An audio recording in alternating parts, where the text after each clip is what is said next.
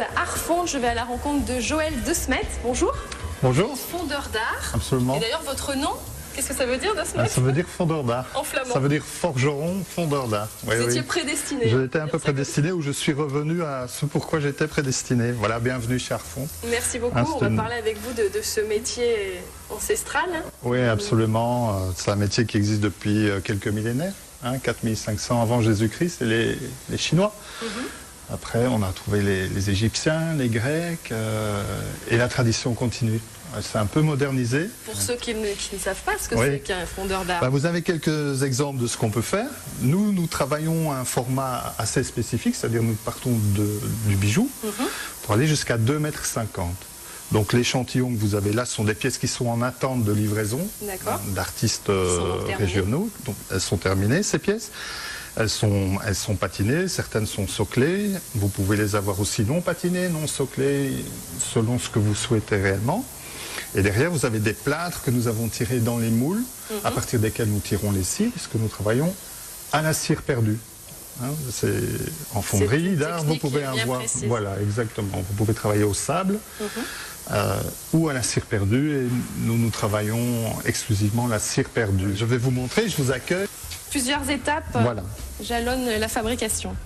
Nous travaillons, je vais dire, avec des artistes régionaux, locaux, des artistes qui viennent d'autres pays, des artistes qui viennent nous voir pour l'état d'esprit dans lequel nous travaillons, et d'autres qui viennent exclusivement pour la technique. Nous avons une technique spécifique qui nous permet de faire des choses très fines, je vous montrerai tout à l'heure. Nous sommes dans l'esprit du petit atelier Renaissance, c'est-à-dire que nous sommes capables de couvrir l'ensemble du processus avec une certaine affection et la volonté de donner au client le service, le conseil technique, la capacité pour lui d'avancer dans son expression artistique.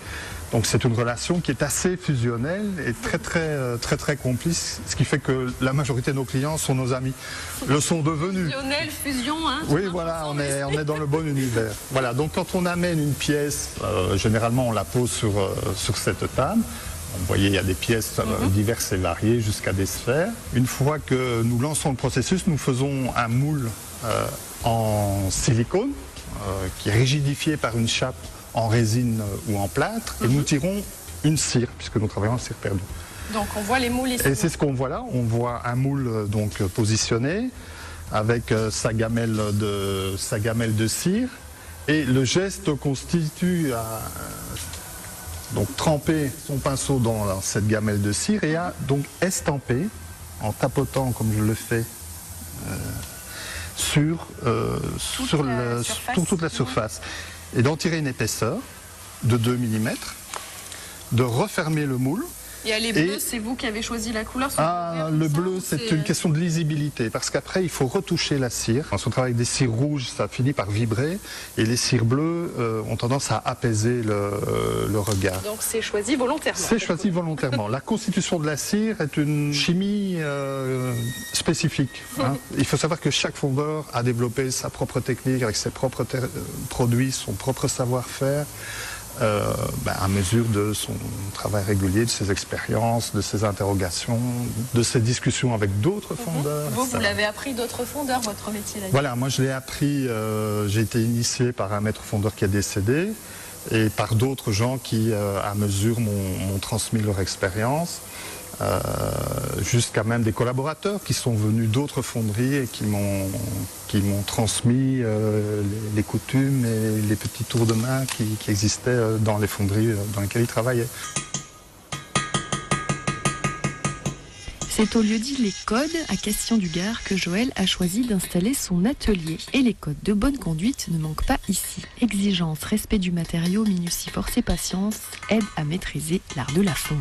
Deux passionnés, Joël le patron et Michael, se répartissent les tâches dans l'atelier. Il est totalement opérationnel. Je dois même dire que dans certains domaines, il est beaucoup plus compétent que moi. Et nous avons une complémentarité qui est parfaite. Ce que j'adore faire, il déteste le faire. Ce qu'il fait, je déteste le faire. Donc on est en osmose. Voilà. Alors la suite des étapes. Une fois qu'on a tiré la cire, on a l'objet en cire. C'est ce que vous avez ici. Vous avez une sculpture d'Arbaud, qui est un sculpteur local, mais avec une résonance, un écho international. Vous avez l'objet en cire, Oui. et il s'agit de la retoucher, parce qu'il y a des petites imperfections de peau, des petits trous, des petites bulles. Ici, il y a des petits soucis sur les perles. Donc, on reprend tous ces éléments avec cette cire qui est une cire un petit peu différente que la cire d'estampage et cet outil, et on applique sur la cire.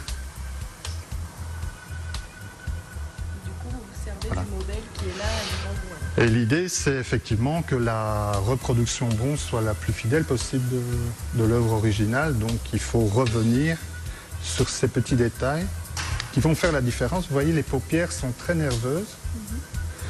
Donc, il faut travailler avec une cire qui est très nerveuse. Mais vous voyez ici, il y a un petit trou. Donc, il faut le boucher pour que ce soit vraiment parfait. Et c'est là que vous voyez les qualités de bronze, dans la nervosité et dans la finesse de détail. Alors, une fois qu'on a fait donc ce travail d'estampage, de retouchage de cire, on fait la partie grappage, qui est une partie un petit peu plus au frais, c'est ça? un petit peu plus au frais. Donc, bienvenue dans le frigo. Ah oui, Je vous laisse passer.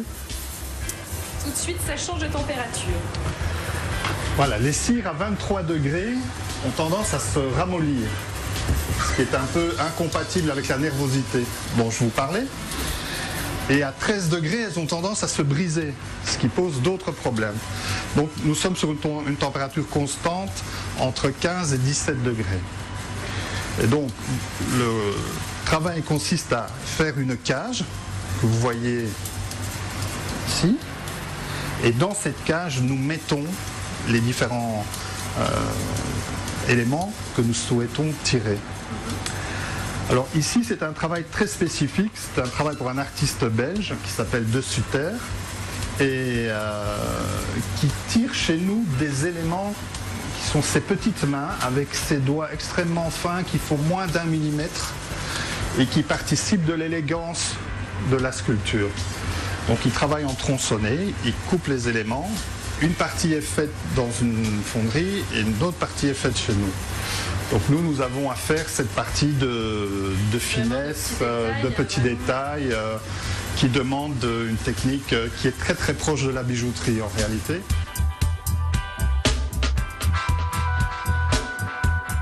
C'est là qu'on voit votre relation vraiment proche avec les artistes, parce qu'on sent Oui. que leur œuvre est vraiment entre vos mains et Oui, voilà, on est dans la là. précision et dans le rendu. Hein. On est là non seulement pour reproduire l'œuvre, mais pour la sublimer, c'est-à-dire arriver à débusquer derrière l'œuvre l'intention, bien comprendre où veut mener l'artiste, où il veut en arriver avec son œuvre, et voilà. Créé en 2005, membre des Fondeurs de France, Arfond travaille exclusivement à la cire perdue par dépression. Et ici, chaleur humaine rime avec chaleur ambiante. Il fait chaud, le thermomètre dépasse les 40 degrés. C'est donc de bonheur et de bonne humeur que les fondeurs démarrent leur journée à 5 heures pétantes.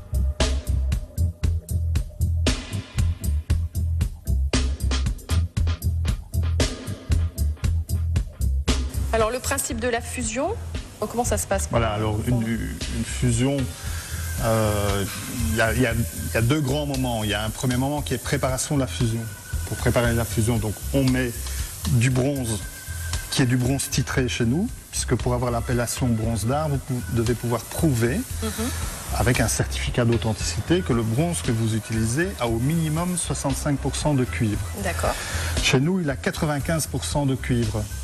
Pour une raison simple, c'est que à ce taux de cuivre, il ne rompt pas, donc il se torse. Et ensuite, pour les patines, il donne une profondeur de patine absolument magnifique. Donc c'est pour ces deux raisons qu'on utilise du bronze titré, plus la raison de la garantie. Voilà, alors ce qu'on fait, on prend les lingots. Bon, ça c'est un lingot assez léger. Hein, et on charge le four. Nous ne verrons et ne montrerons pas plus d'images de l'art de la fusion, car Joël De Smet, comme chaque fondeur, possède sa propre technique acquise au fil des années d'expérience et garde précieusement les secrets de son art.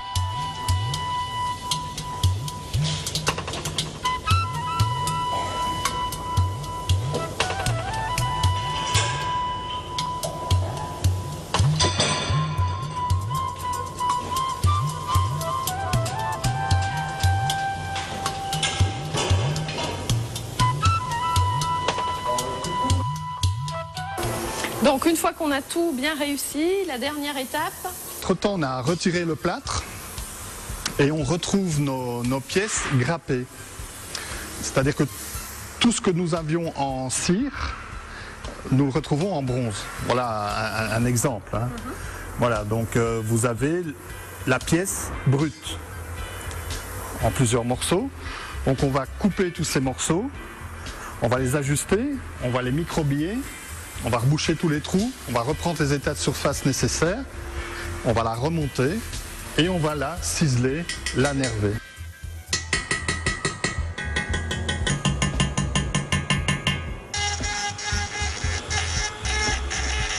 Le microbillage, c'est pour nettoyer toutes ces impuretés que C'est l'on pour voit. retirer la calamine qu'on voit par-dessus, qui est le résultat de la chauffe du plâtre. Et après l'entretien du bronze, une fois terminé, Une fois qu'il est patiné, il va avoir tendance à s'assombrir, à s'oxyder. Et donc, il y a deux techniques. Soit on laisse s'oxyder naturellement et on va avoir un jeu de profondeur qui va venir avec le temps, mais qui est aussi lié un peu au hasard. Soit on veut stopper cette oxydation et là on met un voile de cire par-dessus. Ce qui se passe, c'est qu'avec le temps, ça va se ternir. Donc il faut, chaque année, remettre un petit peu de cire, surtout pas de la cire en bombe, ni du dépoussiérant ménager. Il faut y aller avec un peu d'huile de coude et beaucoup d'amour et caresser régulièrement la pièce qui est vivante.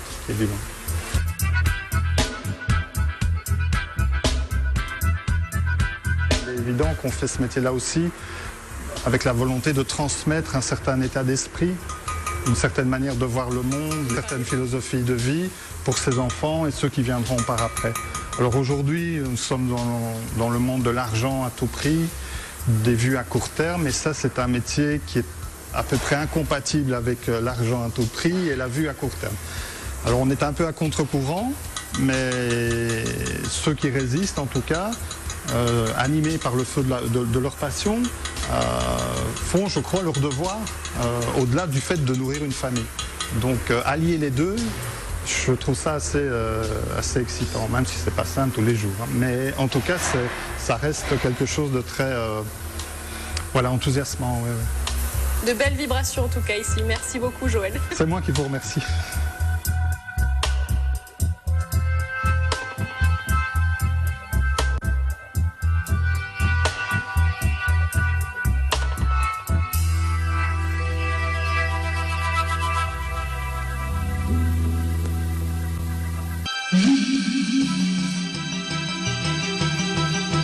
Alors on parlait peut-être en termes de fréquentation justement sur ce site du Pont du Gard. De nombreux touristes viennent le visiter chaque année. Est-ce que vous avez des chiffres justement sur cette fréquentation? Oui, écoutez, depuis quelques années, le nombre de visiteurs du Pont du Gard ici tourne aux alentours de 1 400 000 à 1 500 000 visiteurs. Et l'an dernier, on avait dépassé 1 400 000. Bon, cette année, évidemment, il est trop tôt pour le savoir encore, mais enfin, en général, c'est de cet ordre-là. Voilà, du monde entier visiter. Alors bien entendu, certains, même beaucoup, ne font que passer. Hein. C'est le cas notamment de groupes japonais ou chinois. Mais enfin, bon, ils traversent le territoire. Donc notre but, c'est de faire en sorte de les garder un peu plus sur le territoire, de les faire arrêter dans nos villages, de leur faire connaître nos villages. Bon, c'est un travail de longue haleine, mais enfin, entre la sentier de randonnée, la voie verte, l'halte fluviale, tout ce qu'on met en place, on espère bien on y arrivera un jour, quoi, de plus en plus. Voilà, on a évoqué les projets. Est-ce qu'il y en a d'autres, des projets sur cette communauté de communes? Oui, bien entendu. Alors les projets, c'est en matière de petite enfance. Là, c'est une des fiertés de notre communauté de communes, d'avoir mis en place un réseau d'accueil pour les enfants, pour les petits-enfants, au niveau des crèches, micro-crèches, anciennes maternelles, puisque actuellement on a tout compris, on a une capacité de 500 places d'accueil pour les enfants, ce qui est important, qui est encore insuffisant. On fera tout pour y répondre dans le temps. On soutient la création des villages de marque à la sortie de l'autoroute. On espère un apport en matière touristique, en matière de fréquentation, mais aussi en matière de création d'emplois. Nous avons une programmation culturelle très importante, dont l'objectif est de créer des événements dans tous nos villages. C'est d'apporter la culture dans nos villages, même les plus petits, de manière à ce que tout le monde y ait accès, et puis surtout à contribuer à l'animation de ces villages. Pas uniquement sur le site du Pont du Non, Gard. pas du tout, parce que le site du Pont du Gard, qui est un établissement autonome, a sa propre programmation, qui bien entendu est ambitieuse, est élevée. Le groupe F la semaine dernière, des concerts de musique cet été. Mais nous, on complète cette offre culturelle, cette offre d'animation, on la complète dans nos villages. Et d'ailleurs, parfois, on travaille en commun avec le site du Pont du Gard pour animer à profiter quand même de ce cadre exceptionnel qui est ici, quoi. Merci beaucoup. Pour les festivités à venir, la communauté de communes du Pont du Gard organise le festival Tempo Rock avec entre autres pour cette nouvelle édition les Fatales Picard, Soma, La Bestiole, Big Panda, Lazuli ou The Brew. Le 18 juillet à Aramon et le 19 juillet sur le site du Pont du Gard, rive droite. Nous aurons l'occasion d'en reparler sur TV Sud avec un plateau Les Aléas du Direct consacré à Tempo Rock, émission à suivre le vendredi 20 juillet à 18h30. C'est la fin de ce territoire sur la communauté de communes du Pont du Gard. Vous l'avez vu, il y a beaucoup de choses à découvrir dans les villages alentours de cette communauté de communes. Et bien sûr, le magnifique Pont du Gard derrière nous. Je vous souhaite à tous un agréable week-end, une bonne semaine. Je remercie tous les participants à l'émission Territoire et je vous donne rendez-vous vendredi prochain pour une nouvelle aventure. Ciao, bye!